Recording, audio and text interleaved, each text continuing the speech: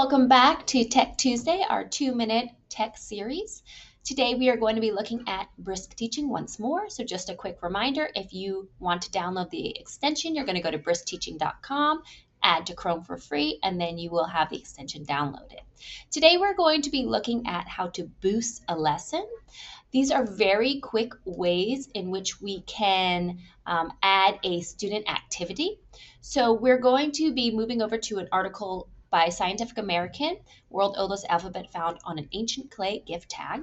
We're just going to click on our little boost icon, our little brisk icon, and we're going to click Boost Student Activity. When you click on Boost Student Activity, you're going to see a lot of different options: engaging, assessing, writing, reflecting. Today, we're going to do a quick assessment, and we're going to create a quick exit ticket. So I'm just going to come over to Assess, click on Exit Ticket, and you're going to see we want the exit ticket in English, standard AI. This is our little descriptive. We're going to choose our grade. So I'm just going to choose 9th grade, and I'm going to click Brisk It.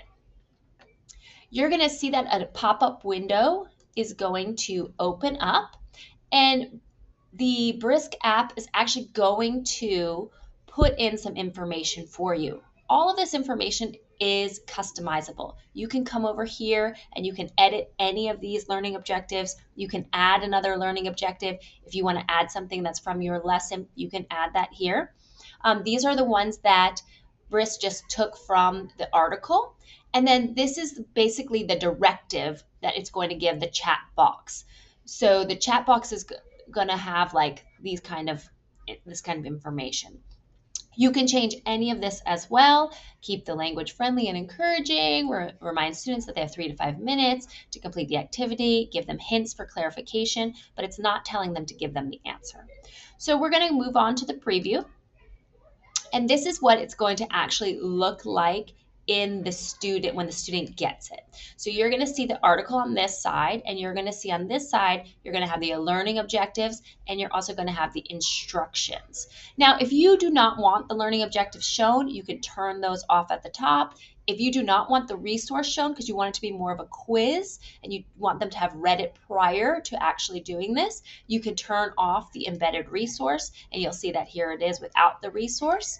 You can also turn off the link to the resource. So I'm just going to show you what it's going to look like for the students. So we're going to click Let's Go, and Brisk is going to start off.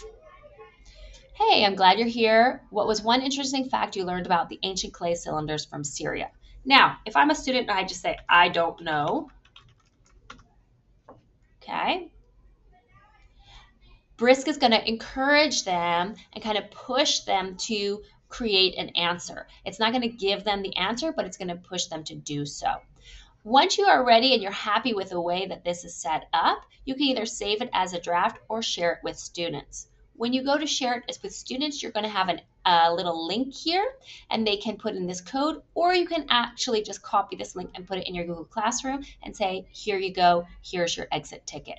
And that's a really super easy way to spend those last 5 minutes of class just to do a knowledge check to make sure that they're kind of understanding what it is that you were doing in class today. All right, thank you and have a wonderful Tuesday.